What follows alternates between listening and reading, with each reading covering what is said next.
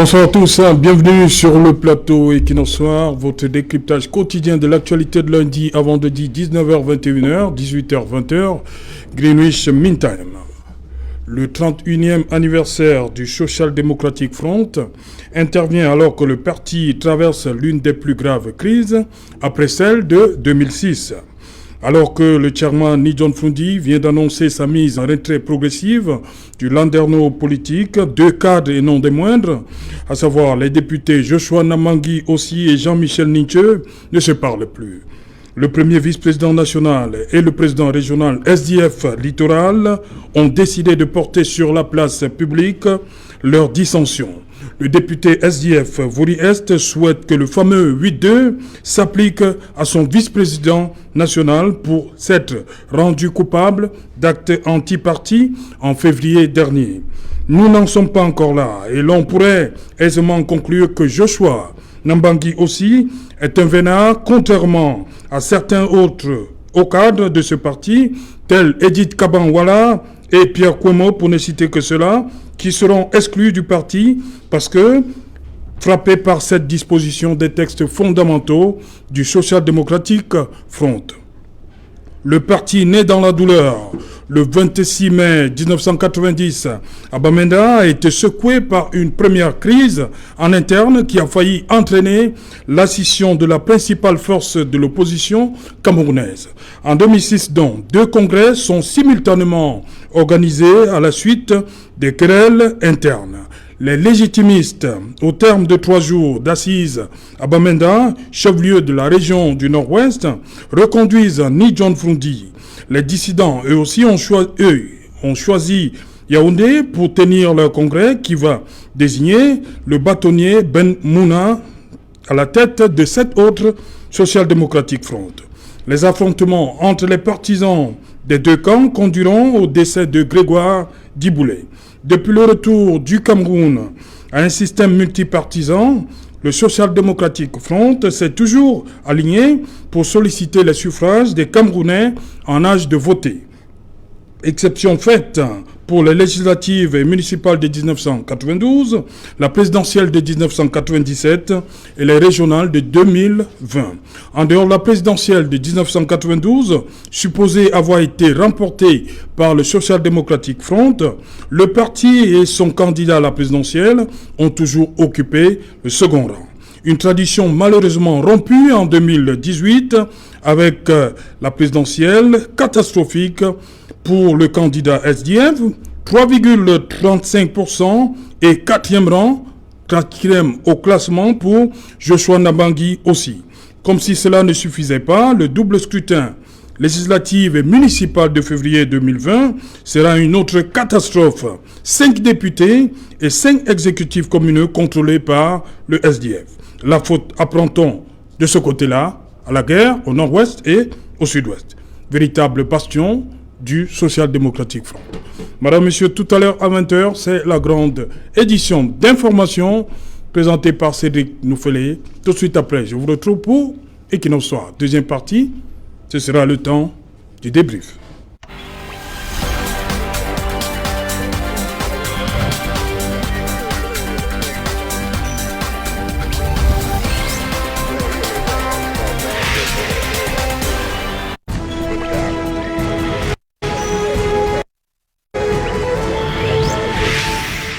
Social Democratic Front, 31 ans après, bilan et perspective. Pour en parler, nous avons invité en plateau ce soir Joseph Olinga. Bonsoir, Joseph. Bonsoir, Serge Alain. L'homme de Bafoussam.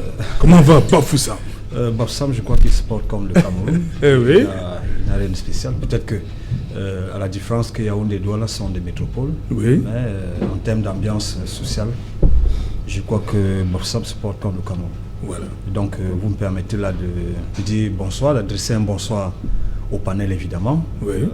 Et puis aux millions de téléspectateurs que j'ai le plaisir de retrouver ici ce soir. Oui. À vos lecteurs? Mais puisque vous insistez, je vais également dire bonsoir aux lecteurs du quotidien Le Messager, voilà, qui malheureusement va en peau de chagrin du fait du contexte général qui prévaut dans la presse. Mais ça pourrait ne pas faire plaisir à certains de mes managers.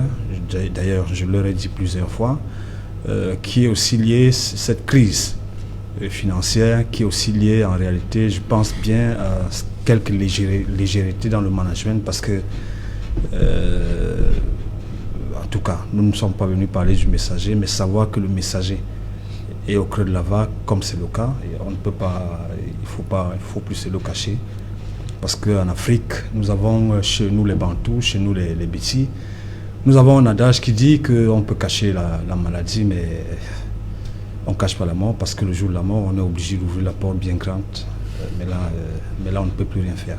Okay. Donc c'est une façon d'interpeller et nos millions de lecteurs et le pouvoir qui a sa responsabilité aussi en resserrant les taux autour du messager, autour de la presse écrite privée en général, mais en interpellant également les managers, parce que beaucoup, malheureusement, surfent sur cette situation pour être dans des grands écarts anticomportementaux qui okay, ma foi, ne sont pas acceptables.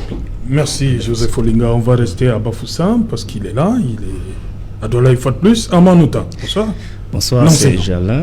Voilà, bonsoir. Ça va bien Bafoussam également. Vous n'allez pas contredire Joseph Olinga. Je viens de Bamougoum et Bamougoum se porte effectivement comme le Cameroun. Donc, Bamougoum qui est Bafoussam 3e. Bafoussam 3e, voilà, effectivement. Donc, se porte comme le Cameroun. Je dis bonsoir à vos millions de... Porte bien, il y a l'aéroport là-bas. L'aéroport construit par Amadou Aïdjo, oui. Il faut préciser, parce que les gens ont l'habitude de vouloir tordre l'histoire. L'aéroport construit par Amadou Aïdjo, voilà. Donc, il y a l'aéroport à Bamougoum et les avions atterrissent et décollent à Bamougoum. Okay. Donc, vous pouvez arriver à Bafoussam et atterrir à Bamougoum, aéroport réfectionné par le gouvernement de Paul Biya. Voilà. Ok. Voilà. Prince Joel Munkage, you're welcome. Good evening. Good evening to you, Serge. Good evening to my co-panelists. Good evening to those who are watching Equinox. Special good evening to the peace-loving people of Misaje subdivision and those watching in Bonaberi particularly, because there's a host of people watching actually now. I'm sending special greetings to you, my friend Fondor, and those at Round Tubo Complex. Ok. Voilà, le SDF est là. Bonsoir, Xavier Beléméama. Oui, bonsoir mon cher Sévalin. Merci, à travers ma modeste voix, vous remercie de l'ordre que vous faites une fois de plus ce soir, et en restant au centre de l'actualité de l'émission d'Equinox Soir. Tout ce qui a été dit dans mon propos introductif Oui, bien sûr, c'est des faits, on ne peut pas les nier en public. Tout ce que vous avez évoqué sont des faits réels. Et malheureusement, je rends ici d'abord premier hommage à la mémoire de Grégoire Diboulé pour la crise dont vous venez de faire allusion en 2006. Ok. Et toute sa famille, hein, vous avez une pensée pour... Oui, sa famille et autres. Malheureusement, cela est arrivé ce jour. C'est des situations que nous regrettons. Et nous n'allons jamais cesser de regretter. Ok. Je reste donc avec vous, Xavier Beléméamon, 31 ans. Est-ce que vous êtes satisfait de votre parcours? On va le dire comme ça. J'ai énoncé le SDF chaque fois. Élection, c'est quand même que, après le RDPC, on voyait le SDF. Mais ce qui se passe depuis 2018, est-ce que c'est le SDF dont vous rêvez? C'est ce corps-là que vous alignez depuis 2018. Oui, avec votre permission, avant de répondre à votre question, j'aimerais m'incliner ici tout d'abord devant la mémoire de ces 6 jeunes Camerounais qui avaient été massacrés le 26 mai 1990 oui. Pour le seul crime que ce jour, ils ont voulu exprimer, revendiquer le droit la liberté d'expression, d'appartenir à une association autre que le parti État de l'époque et de pouvoir participer avec une nouvelle vision de la gestion des affaires publiques. On les a tués par les forces de sécurité, de défense et de sécurité qui étaient déployées à Bamenda ce jour. Mais il y a une version officielle qui avait circulé en 90. Oui, la version officielle, c'était qu'ils ont été piétinés. Voilà, ils ont été piétinés par balle. Ils ont été piétinés par balle. C'est la version que votre collègue... Ouais, c'est ce que la version officielle de vos collègues, la CRTV, la télévision du temps passé à l'époque. Et il faut le rappeler à la gouverne de vos nombreux téléspectateurs qui nous suivent en ce moment. Il n'y avait qu'une seule chaîne de télé et radio qu'on appelait la CRTV. Et la presse même privée était encore un peu difficile. La presse écrite était pratiquement au son début. Et nous étions encore jeunes à l'époque, je me souviens, je pouvais avoir 19 ans. Et entre 18, je finissais mes 18 ans, je débutais les 19 ans. Et nous étions, et il était interdit de s'intéresser à la chose politique, nous les avons attaqués. Et j'avais un petit poste, on s'est caché pour suivre les informations à Africa numéro 1 ou Radio France Internationale. Et c'était pour nous un événement qui était incroyable, qu'un homme, qu'un citoyen camerounais puisse prendre son courage et défier l'ordre gouvernant, la dictature féroce qui existait. Et donc, voilà comment ça a suscité beaucoup d'engouement. Et nous étions, puisqu'il faut le rappeler, on nous interdisait, la politique était interdite. D'ailleurs, en famille, vous étiez menacés parce qu'on n'admettait pas que vous parlez de la politique. Tout le monde était inquiet parce que la fameuse BMM et le Sénat étaient bien portants à cette époque-là. Et voilà, c'était un moment incroyable donc, qui avait suscité beaucoup de curiosité et il y avait une militarisation de ces deux régions, notamment la ville de Bamenda. Malgré ça, il faut aussi, je salue ici la témérité, la détermination du chairman John Fundi, qui à l'époque, il fallait avoir la bravoure comme lui pour pouvoir affronter les forces de sécurité. C'était des militaires, c'était les forces de première catégorie. Et c'était pas facile. C'est après la marche, puisque tout Bamenda commercial avenue, qui est l'avenue principale de Bamenda, était complètement inondée par les militaires. Et ils ont choisi à la dernière minute de lancer le mouvement. C'était un Taricom Park. Et le meeting avait terminé. Et quand les gens voulaient se disperser, c'est là où les forces de sécurité et de défense ont foncé sur la population. Malheureusement, il y a eu 6 morts tués pour le seul crime d'avoir revendiqué la liberté d'expression et de manifester. Et c'est incroyable. Et puis de Dieu, quand on parle de l'histoire du SDF, il est difficile de la dissocier des origines des crises au Cameroun, notamment la crise anglophone, dont le non-respect des accords de Fumba en 1961, parce que c'est intimement lié. Et le SDF naît comment? C'est pas effectivement le 26 mai, mais le SDF naît juste avant le lendemain, c'était le lendemain du congrès de l'UNC tenu à Bamenda en 1985, où l'UNC est devenu RDPC. Et les anglophones étaient très déçus du résultat de ce congrès, qu'ils avaient fondé l'espoir qu'après le départ du président Aïdjo et l'arrivée du président Biya, que la question sur le référendum de l'escroquerie politique, le référendum de 1972 allait être ramenée sur la terre. Donc il y a eu donc un groupe des originaires de deux régions anglophones qui ont mis sur pied un groupe d'études qu'on appelait Study Group pour pouvoir étudier et faire une sorte d'écrire une sorte de mémorandum à la grâce de l'ONU pour revendiquer la forme de l'État fédéral. Qu'on retourne aux accords de Fumban. Et au fil du temps, donc, le 11 novembre 1989, pour aller un peu vite, parce qu'on ne veut pas rester là longtemps, il y a eu donc le dernier groupe, ils étaient 12 pères fondateurs, un a démissionné. Alors, Kassi n'avait pas compris pourquoi le groupe n'a pas averti à Tandem-Mouna, l'honorable Tandem-Mouna, de la transformation de ce groupe d'études en un parti politique. C'est là où les premiers textes fondateurs du SDF ont été écrits à Presbyterian Church Center, à Bamenda, dont à l'époque, le révérend pasteur Dr Ghana, qui avait des relations très poussées avec le chairman John Fundi, qui était un laïc bien engagé de cette congrégation religieuse, a dû les donner ce centre pour pouvoir mener une réflexion pour faire les textes fondateurs du SDF. En réalité, le SDF est né le 11 novembre 1989, mais a été lancé officiellement le 26 mai 1990. Voilà l'histoire réelle. Donc c'est pour ça, depuis donc, nous nous battons sur des questions de la forme de l'État fédéral. Et avec le temps, aujourd'hui, le temps et l'actualité du moment nous donnent pleinement raison. Okay. Nous pensons que pour assécher l'idéologie sécessionniste qui sévit dans les deux régions, il n'y a que la forme de l'État fédéral qui pourra le faire. Okay. Ça, c'est incontournable. Voilà. Plenjol Mokage, ni John Fundi, au début, cette période qu'on appelle la période des années de braise, voilà, très populaire, levait les foules.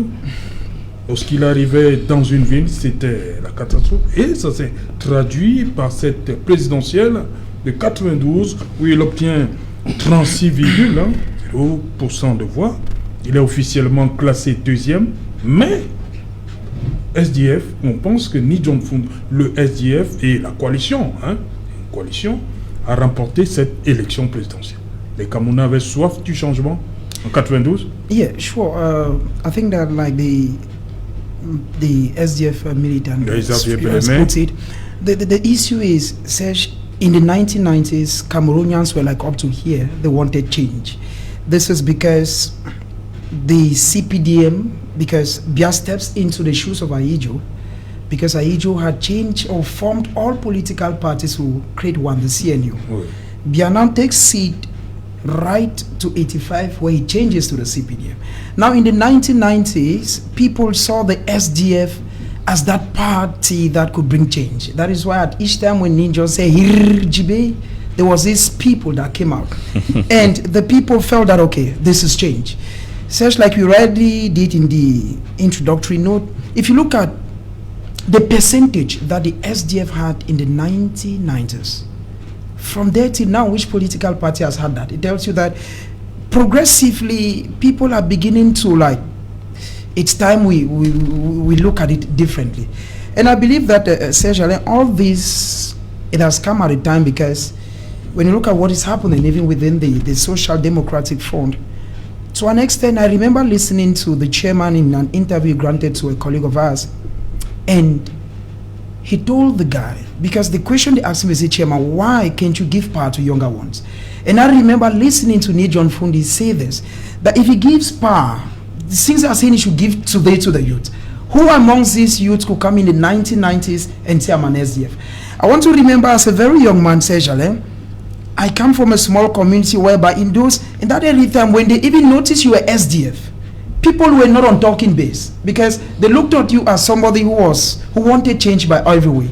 Because the Social Democratic Front was a political party. Let us be honest.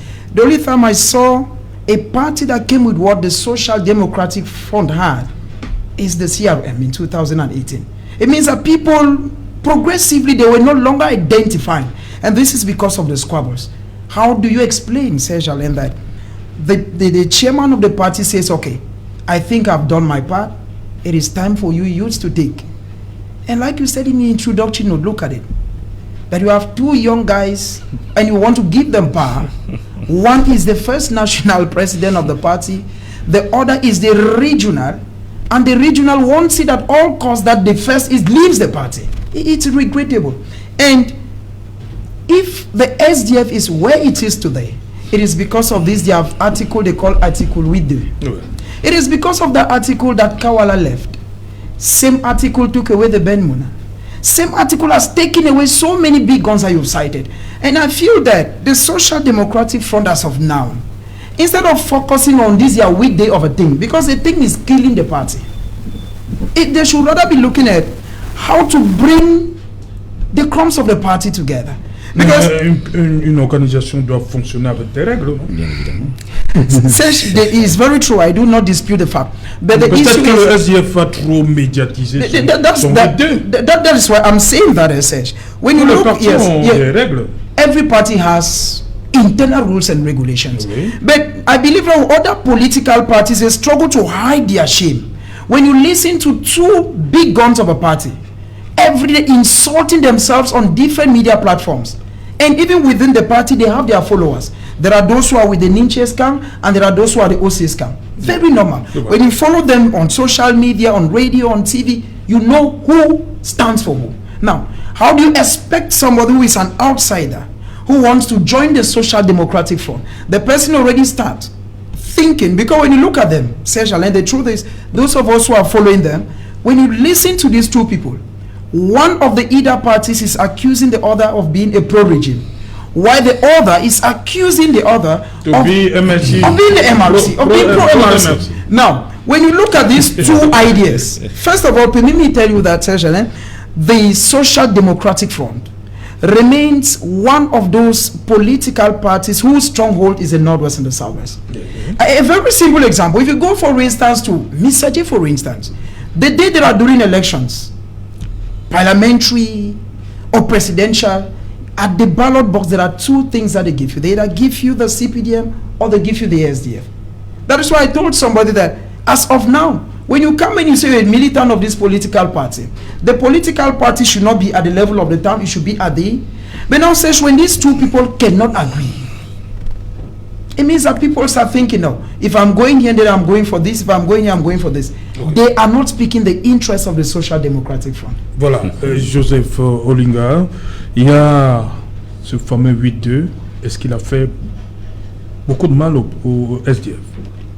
Quand on voit les têtes qui sont parties de ce parti-là, du fait de ce 8-2.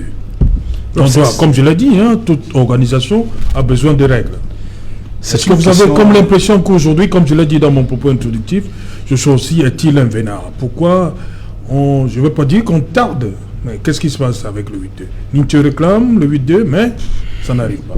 C'est une question judicieuse que vous posez là, parce que je crois que nous, journalistes, nous avons souvent fait l'erreur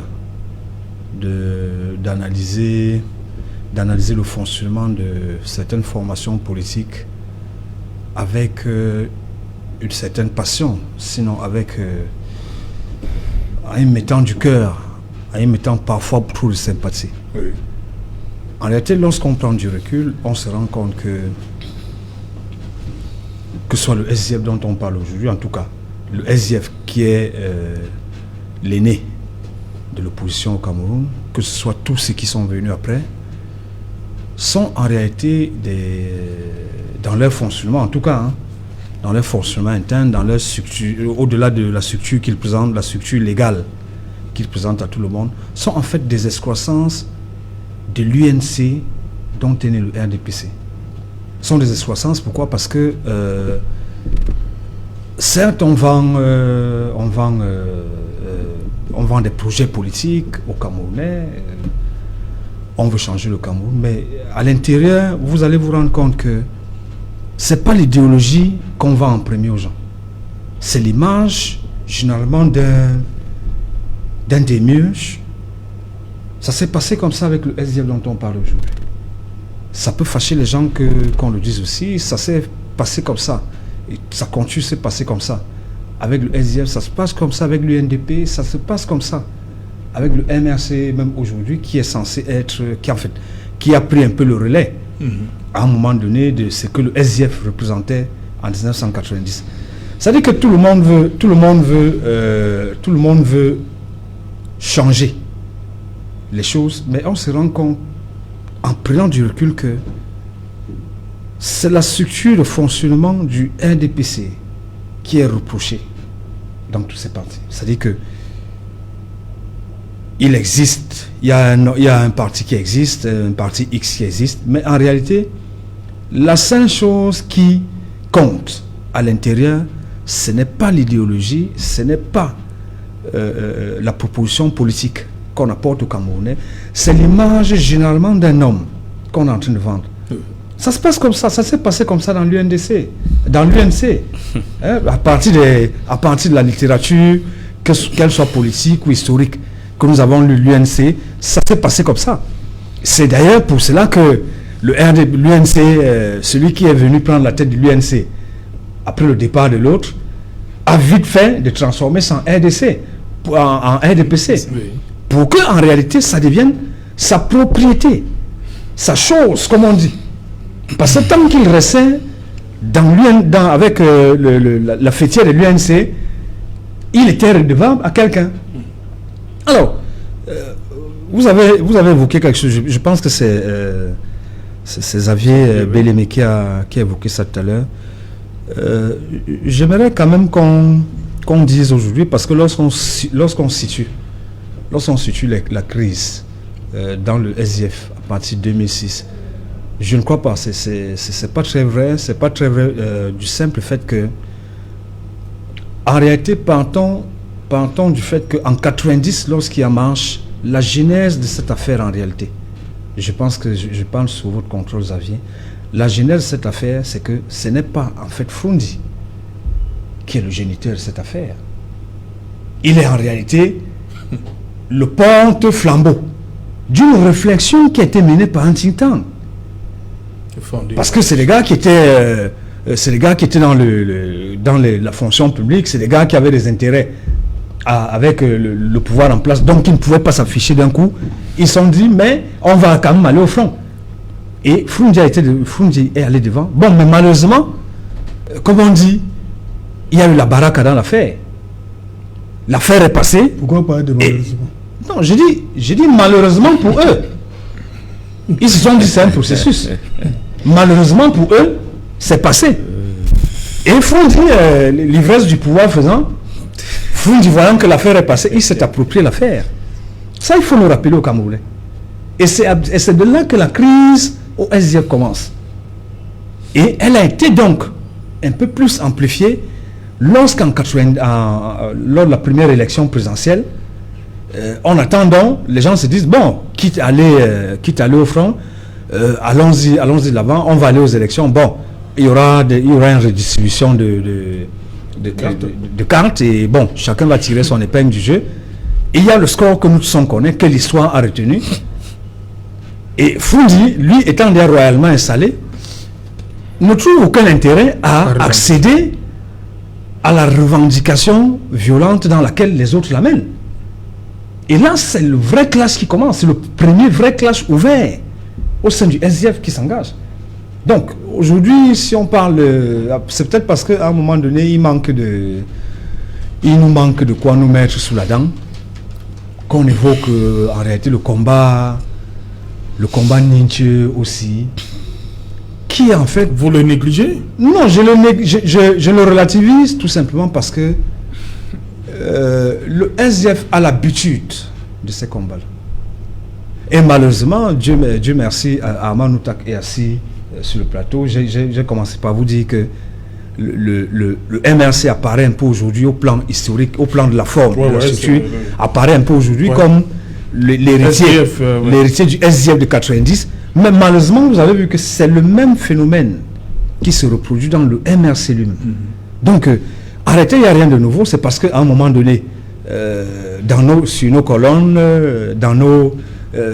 sur nos plateaux, pour nos journaux, il n'y a pas trop à faire. Mais si on veut parler de la crise au SDF, en réalité, commençons après la marche de 90, allons chercher qui étaient les créateurs de cette affaire, allons chercher à savoir qu'est-ce qui s'est passé après, cherchons à savoir, parce qu'en 2006, les Benouna, c'est parce qu'ils en avaient marre, ça faisait plus de 15 ans qu'ils attendaient un retour d'ascenseur, après avoir pensé le SDF, mais comme tous les leaders politiques au Cameroun, malheureusement, dès que chacun s'installe, il devient un petit dieu. Et malheureusement, c'est les autres. Il y a une bande de fanatiques qui courent autour des gens. Que si ce n'est pas dans le RDPC qu'il y a une bande de fanatiques qui court après le leader, c'est dans le SDF. Si ce n'est pas le SDF, ce sera le MRC. Si ce n'est pas le MRC, on va vous parler de l'UNDP. Malheureusement, c'est un schéma. Tout le monde accuse l'autre. Mais c'est le même schéma qu'on rencontre dans toute cette formation politique. Voilà, Armand Noutak, que vous êtes militant du mouvement pour la renaissance du Cameroun. Et on sait que le MRC en 2018 a, on va le dire comme ça, puisé dans l'électorat SDF. Ça c'est un fait. Le MRC a profité de la mauvaise santé, on va le dire comme ça, du SDF pour se positionner. Et comme a dit Joseph Olinga, le MRC aujourd'hui, c'est le SDF, c'est un peu le SDF des années 90. C'est la reproduction du cheminement de SDF. Dans le schéma, la population porte le SDF en 90, à l'élection présidentielle 92, le SDF dit avoir remporté. 2018, le MRC arrive, il y a cette vague-là, le MRC dit qu'il a remporté 2018, comme on dit également, je reprends, c'est la reproduction du SDF des années 90, le MRC. Merci de me passer la parole, Serge Alain. Je voudrais d'abord saluer le chairman Nidjon Fundi, saluer le combat qu'il a mené, parce qu'on ne peut pas parler de l'histoire, si vous voulez, de l'évolution de la démocratie au Cameroun sans évoquer le SDF. Donc je salue vraiment le combat qu'ils ont mené depuis les années 90. Je salue tous les militants du SDF qui continuent, n'est-ce pas, à croire en ce parti-là. J'ai eu la chance de rencontrer Nidjon Fundi, le chairman Nidjon Fundi. J'étais étudiant à l'école normale supérieure de Marois et nous avons échangé comme ça fortuitement. Et je me souviens à l'époque, il m'avait dit à son hôtel que, au regard de son âge, là nous sommes en 2011, en début 2011, c'est dans un hôtel dont je vais taire le nom, à Marois, et il m'avait fait comprendre qu'au regard de son âge, il pensait qu'il était déjà temps de laisser le combat à la nouvelle génération, parce que lorsque c'est pas que il y a eu une demande d'audience, donc j'allais dans un des hangars qui nous servait de salle de classe à Marois, puisque j'étais à l'école normale supérieure, et j'ai vu son véhicule garé là, puisque c'est immatriculé, ni John Frondi, et je suis entré. J'ai dû braver la sécurité pour entrer, parce que je voulais le rencontrer. C'est l'unique fois d'ailleurs que j'ai eu à échanger avec lui. Et il me parlait déjà du renouvellement de la classe politique, parce que à son âge, puisqu'il évoquait déjà quelque chose comme près de 70 ans à l'époque, il m'a fait comprendre qu'à son âge, il est épuisé et qu'il fallait déjà passer le flambeau. Vous voyez, nous sommes en 2021, on continue de parler du chairman. Je dis le talon d'Achille, je vais peut-être surprendre Olinga en lui donnant raison. Le talon d'Achille de nos formations politiques, c'est que on fait beaucoup dans le messianisme politique, vous comprenez? En sciences politiques à l'université, on définissait les partis politiques comme des organisations non seulement qui vont à la quête du pouvoir, mais qui sont capables de survivre à leur père fondateur. Voilà. Si on définit donc les partis politiques comme des formations qui sont capables, des groupes qui sont capables des associations, autant pour moi, capables de survivre à leur père fondateur, j'ai envie de poser la question, avons-nous des partis politiques au Cameroun? Parce qu'il faut dire des choses froidement. Est-ce que nous parlons là des 31 ans du SDF. 31 ans dans la vie, c'est l'âge de la maturité. C'est l'âge où on part de la maison familiale pour s'installer et être indépendant. Je vous arrête. Est-ce que, pour faire simple, je vais poser une autre question après. Est-ce que le SDF peut survivre à Nidjon Frondi? C'est la question que je m'apprêtais à poser. Oui. Alors, quelle formation avec politique, ce qui se passe là, nous nous focalisons pas Serge Alain seulement sur le SDF. Oui, posons-nous des questions qui peuvent il y a aider. d'autres questions qui vont suivre. Oui, posons-nous des questions qui peuvent aider à ce que le climat politique soit vraiment dynamique au Cameroun. Oui. Je parle de messianisme politique, pourquoi? Parce que lorsque vous regardez, au RDPC, c'est encore plus grave. Là-bas, il y a déjà un candidat naturel qui semble même être déjà éternel. Au SDF, est-ce que le SDF pourra survivre à Nidjon Frondi? Voilà la question. Est-ce que l'UNDP pourra survivre à Belgouba? Est-ce que le MRC va survivre à Maurice Kanto?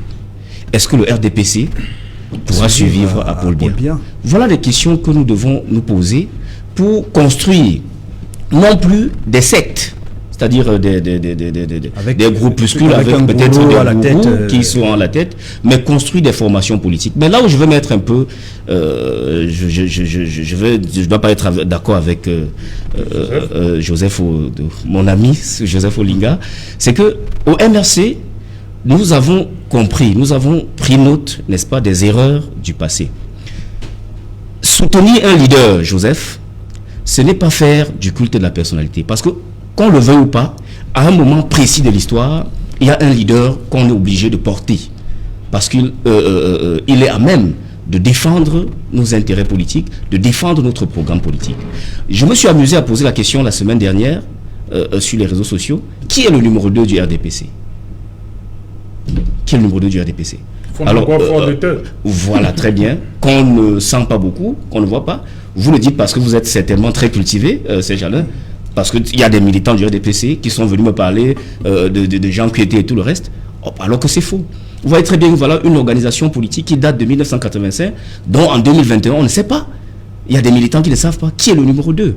Maintenant, qui est le numéro 2 du SDF? Vous allez me dire Joshua aussi. Nous voici en train de célébrer les 31 ans du SDF avec un régional littoral député qui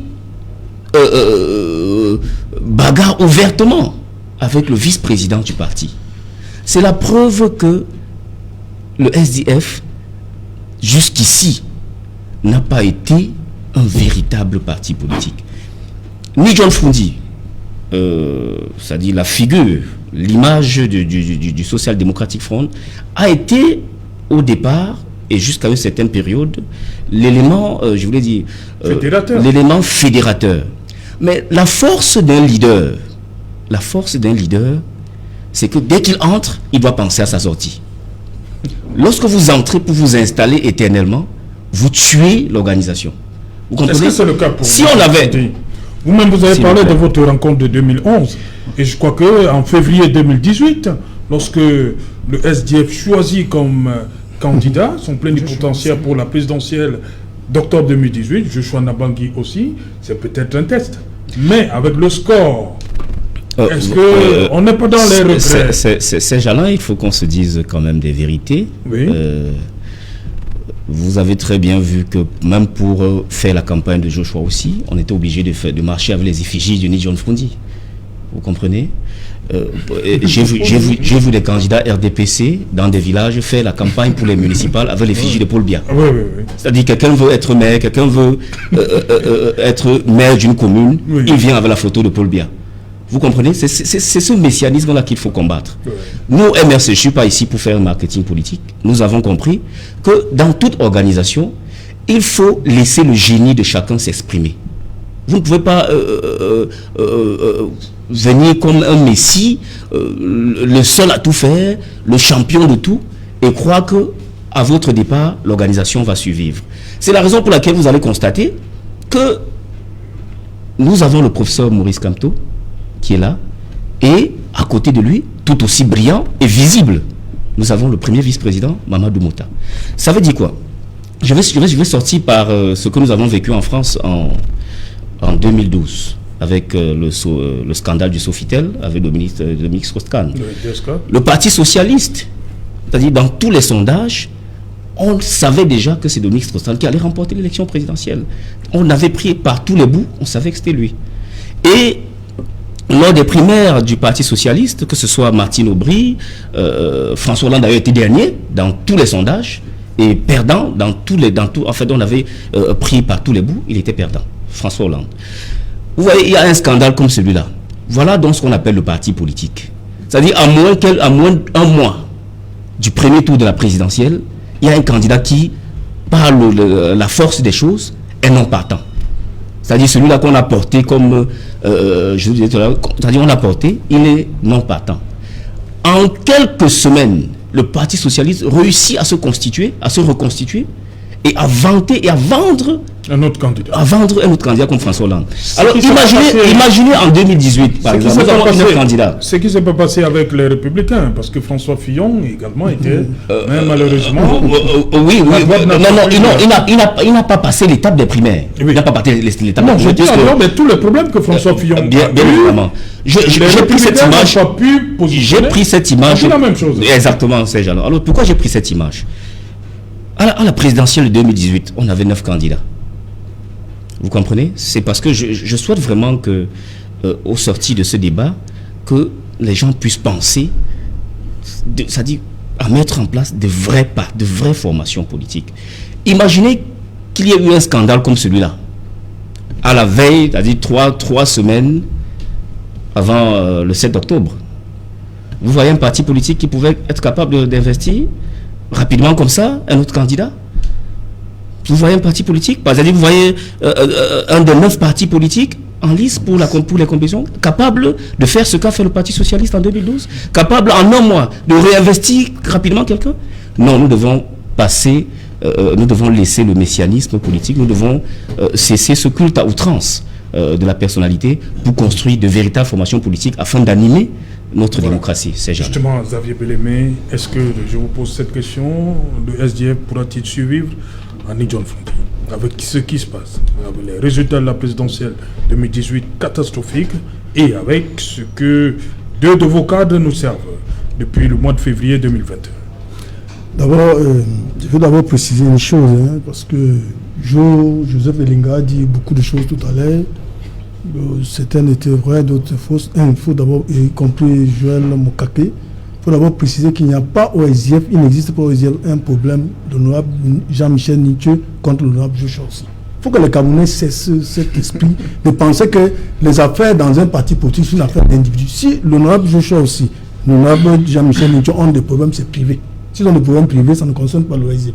Mais par contre, l'honorable Joshua, c'est un problème avec le comité exécutif régional du SDF littoral, qui lui a constaté l'application de l'article 8.2. Et si ce n'est pas possible sur d'autres parties. Laissez-moi, je vais continuer. Une minute, vous dites que les auditeurs, vous les avez suivis à la radio Equinox. Un est passé la veille, l'autre est venu le lendemain. Vous nous dites qu'il n'y a pas de problème. Je suis en train de m'expliquer. Oui. Des deux, il y a un qui a des problèmes disciplinaires avec le SDF. Et c'est une structure du parti qui a eu à appliquer le 8.2. Oui. Et maintenant, l'affaire est pendant ONEC. Et c'est ONEC. L'ONEC est une structure du parti qui a été jugée d'une structure à une autre. Oui. Ça, il faut d'abord, je le précise ici. Je ne peux pas laisser passer ça. C'est pas vrai. Et s'ils ont des problèmes, c'est un problème qui n'a rien, c'est des problèmes qui n'ont rien à y voir avec l'OSIF. Et moi, je suis ici en ma qualité de secrétaire régional pour la communication. Et je ne suis pas ici pour parler des affaires privées entre l'honorable Jean-Michel Nithieu et l'honorable Joshua aussi. Je suis ici pour défendre la vision de mon parti qui est celle du SDF. Et je ne suis pas là pour parler d'affaires. Donc, il faut que les gens le retiennent. C'est un problème de structure. Je sais que beaucoup de partis politiques ont des problèmes de culture. C'est un problème de... Je dis que c'est des problèmes de fonctionnement des structures du parti. Il y a une structure du parti qu'on appelle le comité exécutif régional SDF littoral contre un de ses militants cadres qui s'appelle l'honorable Joshua. C'est une tradition SDF. Maintenant, le reste de la suite, c'est un problème privé. Je ne vais pas évoquer ici. D'abord, c'est un problème qui est... Donc, il y a d'abord un problème de structure avant le problème privé, en fait. Non, c'est un problème de structure. On peut mieux comprendre. Hein. Non, c'est un problème des structures du parti, non pas un problème entre deux individus. Ok. Voilà, moi, je ne suis pas le porte-parole ni de l'un ni de l'autre. Je suis ici, je parle au nom du SDF, je m'arrête là. Maintenant, sur le niveau du NEC, le NEC va aviser, je ne sais pas comment, je ne peux pas en dire, je ne suis même pas membre de la cellule des conseillers. Donc ça, je m'arrête là. Pour revenir, le SDF a réussi une transition incroyable. Moi, je suis surpris que beaucoup ici ne puissent pas lutter. Le leader charismatique est vivant et il décide, et un propre chef, de dire que je m'arrête ici et laisse à un autre cadre du parti. Et je veux rassurer M. Armand. Il a laissé à qui? Mais il a laissé qu'un autre candidat. Chez moi, il n'y a pas de candidature naturelle. Même le président national n'est pas candidat naturel. Le chairman a fait face plusieurs fois et je prends... Et le score obtenu en octobre 2018. Non, ça, c'est autre chose. Je parle d'abord du fonctionnement interne du parti politique. Le score, ça, c'est le score national. J'ai dit que le chairman a décidé lui-même de ne plus déposer, être candidat à une élection, ni en interne, ni en externe. Il a laissé à ce que les jeunes générations puissent maintenant prendre la tête du parti. Ce qui s'est passé. Et ce jour-là, je voudrais rassurer Armand Nouta qu'au Congrès, il y avait plus de 3 candidats à l'élection présidentielle. Ça veut dire que s'il arrivait une catastrophe, que celui qui arrivait premier avait eu des difficultés, il y avait le deuxième. Tout au moins, c'était des candidats valables. Que ce soit l'honorable Mbandam, père à son âme, il est mort aujourd'hui, que ce soit l'honorable Phobi, et que ce soit... Il y en avait beaucoup d'autres. Donc, et l'OSF a eu l'habitude de mener des batailles politiques en interne et en externe. Et pour assurer Joe, Ben Mouna n'a jamais été parmi les pères fondateurs du SDF. Il y en avait 12, un avait démissionné, il est resté 13. Et Ben Mouna ne fait pas partie. C'est vrai, au moment de lancer le parti, il était à l'intérieur du parti, mais ceux qui ont créé le SDF. Et le SDF, contrairement à beaucoup d'associations politiques au Cameroun, n'a pas été l'initiative du leader seul. C'était un groupe de Camerounais et quand ils se sont assis, ce qu'on appelle... C'est ce que Joe voilà. Donc quand ils ont commencé à réfléchir sur les terres fondateurs, donc ils ne vont pas tailler. Quand vous lisez bien les statuts du SDF, ils ne sont pas taillés à la mesure d'un individu. Le chairman n'a jamais pris une décision seul. C'est le comité exécutif qui décide chez nous, à tous les niveaux, en commençant par la cellule, la circonscription électorale, la région et le comité exécutif national. C'est à cet endroit. C'est une décision collégiale. Donc, par vote. Pour décider d'une situation, d'une orientation politique, ce n'est pas un individu. Contrairement à beaucoup de formations politiques. Vous parlez du NEC. Oui. Xavier Belémé, pourquoi le NEC se tient toujours au domicile du chairman? Ça, c'est 31 ans. Oui, bon, disons que le dernier NEC ne s'est pas tenu au domicile du chairman, le 8 mai. Pour démentir. Le dernier seulement. Bon, je prends l'exemple le plus précis parce qu'il a la au niveau de l'esprit. Donc, le dernier NEC qui s'est tenu le 8 mai s'est tenu au siège du parti. À Yaoundé. Oui. Le parti est propriétaire d'un immeuble à Yaoundé. C'est là où le dernier NEC s'est tenu. Donc, votre question n'est pas d'actualité. Je vous remercie pour cela, mais elle n'est pas d'actualité. Donc Et le SDF a pour être le seul parti politique au Cameroun, contrairement à toutes les autres formations politiques. Non, attendez, c'est un fait. Où le président national reste, il prend une décision, où tout le monde se soumet. Le SDF, c'est des résolutions. Et chaque fois quand il tient ces réunions, il y a une résolution qui sort et que vous recevez, comme la dernière. Bien sûr. Voilà, donc ce n'est pas une décision du président national, c'est une décision d'un comité exécutif.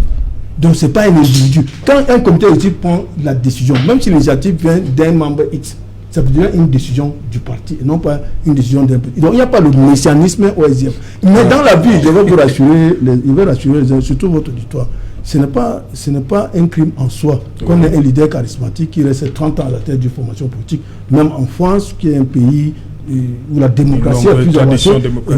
Mitterrand est resté plus de 30 ans à la tête du Parti socialiste jusqu'à être élu président de la France en 1981. Et M. Noutak le sait très bien, il est un professeur d'histoire, et aussi M. Odinga, qui est un journaliste, puisque vous êtes, on dit souvent que le journaliste est le historien du présent. Donc, pour dire donc que c'est pas un problème. Aujourd'hui, le Tiaman n'est plus candidat au prochain congrès qui va se tenir en 2023 et s'active. Mais nous avions beaucoup d'avancées. Nous sommes en 2021. Voilà. Et 2023, actuellement, je suis tout à fait d'accord que le SDF connaît des problèmes. Et c'est vrai, nous sommes partis de 43 députés à 5 députés aujourd'hui. Nous sommes partis de plus de 70 mairies à 5 mairies aujourd'hui. Et nous avions des problèmes qui sont des problèmes compréhensibles à toute formation, à toute organisation, après une certaine période. Surtout qu'il faut tenir compte du contexte qui est le nôtre. Nous avions en face de nous un adversaire qui est un adversaire féroce et qui fonctionne sur deux piliers rapidement. C'est le temps de la pub. Vous allez chuter après le journal. Après le journal. Oui, vous allez chuter après le journal. Alors, monsieur, dans un instant, dans le 20h, c'est dénouvelé. Avant cela, la pub. Mon téléphone. Un forfait, un bonus. Reçois un bonus